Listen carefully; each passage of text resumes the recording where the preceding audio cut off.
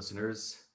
For our topic today, we will be discussing minimum wage and why it's imperative to our nation that we proceed with a federal minimum wage of at least $15 an hour for everybody.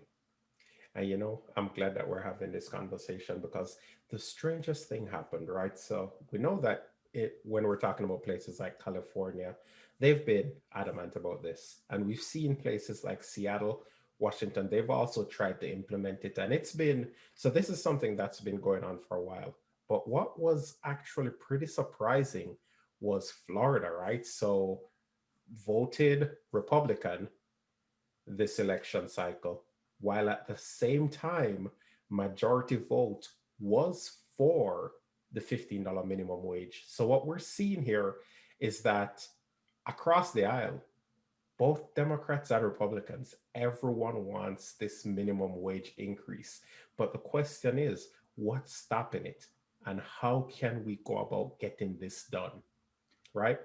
Yeah, I like the point about Florida. It really does show that in everybody's heart of hearts, they do realize that everybody deserves a living wage, no matter what it is that they're doing. We're all in this together, and we must all participate. What's holding them back, however, is as you pointed out, they did vote Republican, and it's because there's a fanatical nature to the political landscape at the moment, where it's very polarized and everybody is being a little bit tribal. You know that this is their team, that's the enemy, and nowhere in between shall meet. So, but at, but it still comes down to the point where logically they'll see that this is necessary, but fanatically with all the rhetoric and dogma going around for being Republican and a Trump supporter, you end up with that disparate voting where they'll vote for the minimum wage, but they'll vote Republican at the same time, which is the antithesis of that. So Exactly. They vote against their best interest. And I've never, that was what was confusing to me. I'm like, so you are reasonable people, you do see what is happening, and yet you've voted against your own best interest. And it it really does make me wonder, like, where did we go wrong with this? But what I'm trying to understand is why hasn't this been done though? Like, we've been talking about increase in the minimum wage, and it seems like everyone's on board. If this vote shows anything, it's that everyone is on board with it. So why can't we get it done? Why isn't this a nationwide thing? Why hasn't this been done? well, part of that this parity in the voting is also leading towards people in our leadership, whether it's Congress or the presidency, that fight against these movements. So you may have the populace wanting for this to happen, but they're also placing people in positions of power that go against it, and they'll keep repeating the same tired arguments over and over and over again against it, claiming that this is the only logical measure of these policies, but it's not. So they'll say things like, when you raise the minimum wage, you're creating a self-perpetuating problem, creating your own inflation that you're arguing against. So whereas we'll say inflation is what's creating the need for the increase in minimum wage, they'll say the moment you increase the minimum wage, you're going to increase the inflation. So it's a specious argument, and it's one that they're hoping by repeating over and over again, it'll create that mass hypnosis and make it believable. Exactly, and I mean it's definitely not believable. It's regardless of whether you increase the minimum wage or not, inflation is going to exist. Inflation has continued to rise as the years passed. However, the minimum wage has remained the same. So whether we like it or not, the minimum wage has been the same for the last, what is it, 5, 10 years, maybe even longer. Are we saying that inflation has not occurred?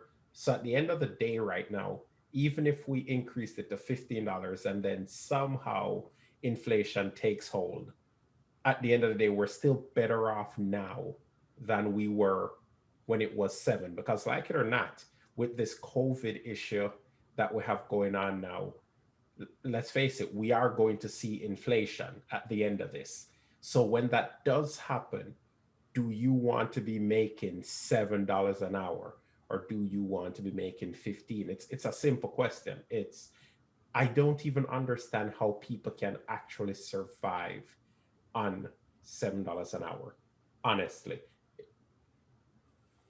Yes, and then they'll say something like, if you if you when arguing against the minimum wage, if you set a minimum wage, you're all you're doing is not making every single job pay $15 an hour. What you're doing is simply saying that you're not allowed to have any job under $15 an hour, as if to say that by putting a $15 an hour minimum wage, all of a sudden you won't have any dog walkers or people bussing tables or any of those entry level positions, and that's ridiculous. It's simply a matter of everybody who works deserves to be able to live off of their earnings. They don't have to live lavishly, but they have to be able to live. If you can't afford to feed yourself for the 30 days in a month that you are working those 30 days in order to get that money,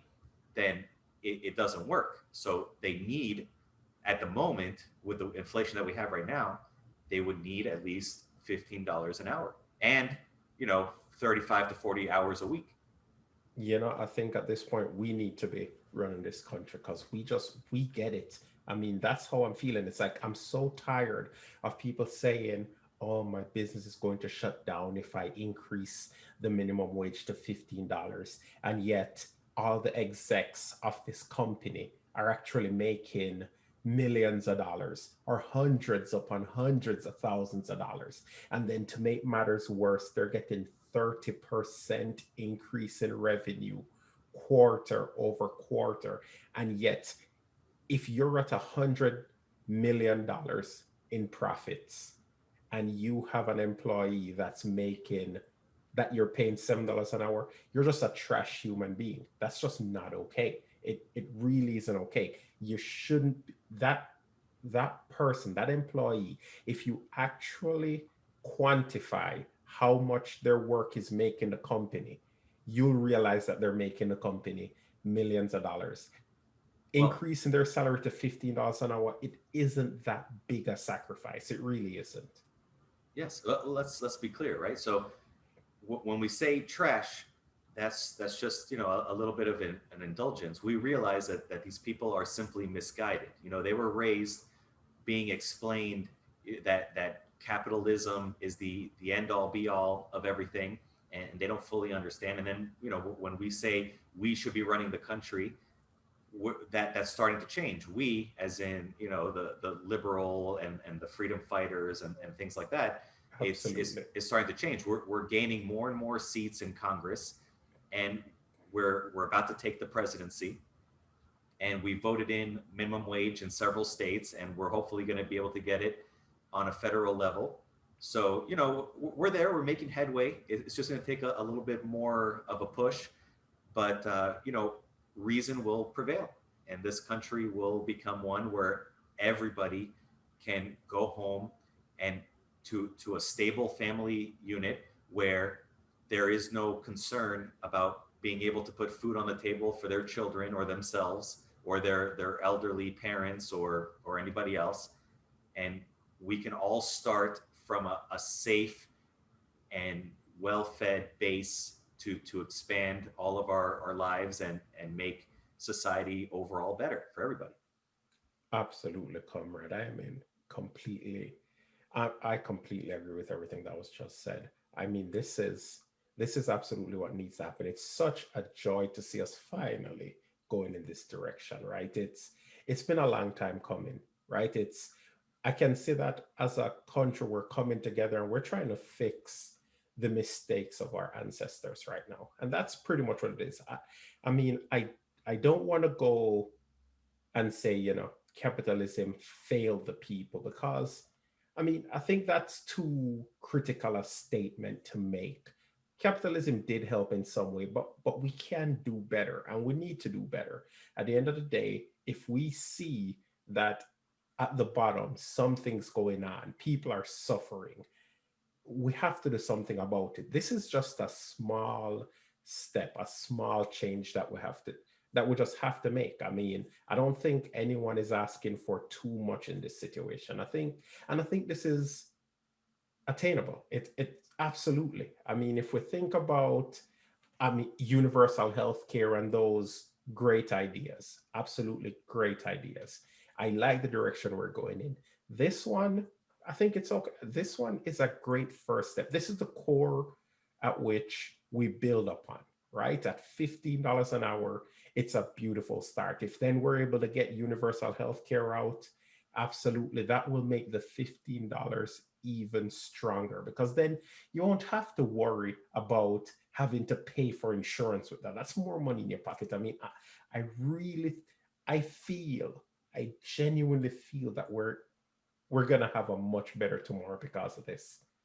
Of course, even when you have these companies that have base hourly rates of, let's say, $7 $8 an hour, and you increase it to 15, okay, you're doubling the base labor cost of that company. But when you look at the corporate profits that they're making in the hundreds of millions, billions of dollars, that's going to shave very little off of the top, and all that it's going to do is elevate all of their employees, the core of the nation, to a living level to allow them to progress to the next plane of existence where they can now be comfortable and participate more in the consumerism market so that other people can earn even more money. And then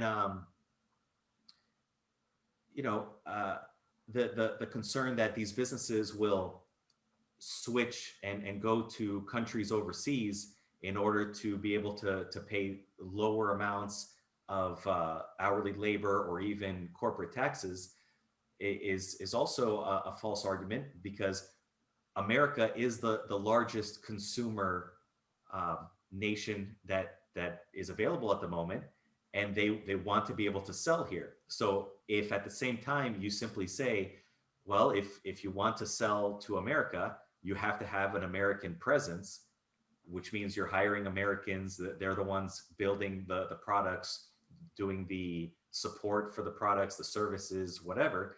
Then you've solved that issue. All of these arguments are very superficial. They're only intended to throw people off of the main issue. And we just have to break through that propaganda so that everyone can enjoy a better tomorrow in this great country. Yeah, it's a very valid point. I hear that all the time that we're going to outsource as if we don't control that. In the end, why do we have a government? It's simple. We can easily make it where we increase the tax when you try to import it and make it such a high tax that they'll think twice about sending the jobs outside the country. This is something that we can easily accomplish. It takes little to no effort. And at the end of the day, all these other countries, if they want to do business with us, they won't, they'll have to play by our rules. It's just that it really is that simple. I mean, the only thing I've I've really come across where I'd say it's one of concern is for these smaller companies where, let's say it's a mom and pop shop and they legitimately don't make enough money, where the owner of this company is also making under $15 an hour, and they have their employees and their employees are making $7 or $8 an hour, and so the owner is making, let's say, $11 an hour after they've paid off everything, and the employees are making $8 an hour. What should happen in those cases? That's the part that gives me pause, because should we just not allow that company to exist then if even the owner can't manage that lifestyle? Should we just shut that company down? No, not all, because they should go ahead and give their employees the 15. They'll take the 15 as well. and then they raise the prices of their products. Because remember, at this moment, everybody has been elevated to $15 an hour or more, which means they can afford to pay the higher prices for the services and goods that this mom and pop shop is providing. Fantastic. I didn't actually, you said that beautiful. I didn't actually think about that. That's brilliant. What that makes so much sense. That was the one question I had. That was the one thing that was giving me pause. And here we solved it within what, 30 seconds. I mean, yeah, I can't even think of another reason to not do this. And it's Exactly. funny. When you operate from the position of what's in your heart and the benefit of mankind as a whole and selfless acts, the answers are available. They're right there for you. There is no hunting them down. It's just those who want to participate in a society and be part of humanity as a whole, they they see the logic immediately. That's just how it is. But you know, people have been taught from a young age that capitalism, greed, fending for yourself, those are paramount. But nobody really can survive on their own. We've always survived by depending on others, and we have to work together. We have to consider that our fellow human is a human. They're not somebody or something just to be used and exploited in order to elevate ourselves. We all elevate together or we descend together. It's as simple as that. Absolutely. This is why, and we've seen it in the last couple of years too, with this push for diversity and inclusion. We've seen a much better society as a whole, like productivity, just better decisions overall. And that's kind of why we're waking up to this now. We're waking up and we are seeing that no matter the issue, no matter the concern, just like we just had this back and forth, right? Together we can always overcome it. It's just we do need to stop focusing on our fears.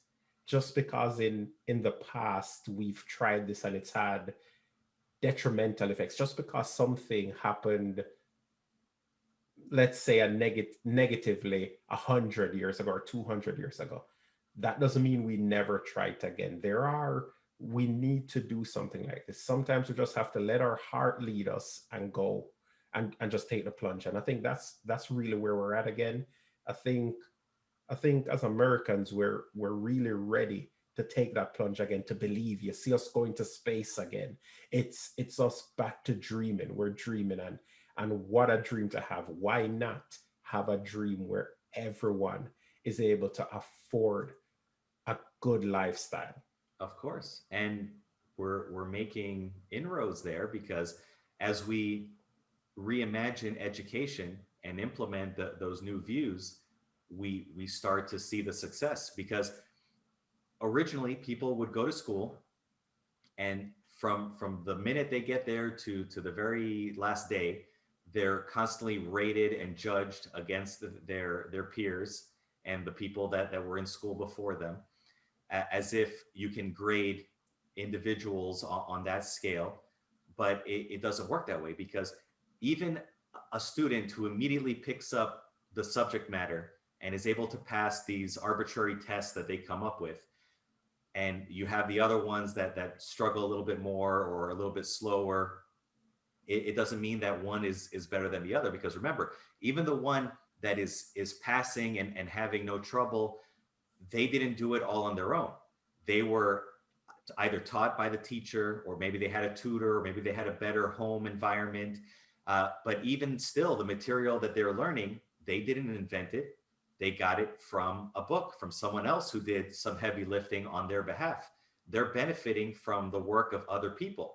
The same way when you go and you play sports, they give a trophy to one team or one person on the team. But why? If let's say the sport was football, it's not just that one person or that one coach or that one team that did everything and deserves all of the accolades. There's the person who manages the property, had to pay money, taxes, and everything in order to manage that property. There's the groundskeeper that keeps the grass perfectly in line with the rules and regulations of that sport. There's the people that manufacture the ball that they play with, the goal areas, the safety equipment. There's the other team, of which if they didn't have, there would be no one for them to measure their skills against and get any prize at all. There's the fans that watch the sport that makes it worthwhile for them. Otherwise, there would be no benefit for them to play the game at all. You know, they wouldn't be able to earn a living off of it or anything like that. So we're all in this together. It's important to know that even if you have exceptional skills and ability in one area, you're not alone. You're not, you know, a supreme being. You work in tandem with others in order for your skills to shine.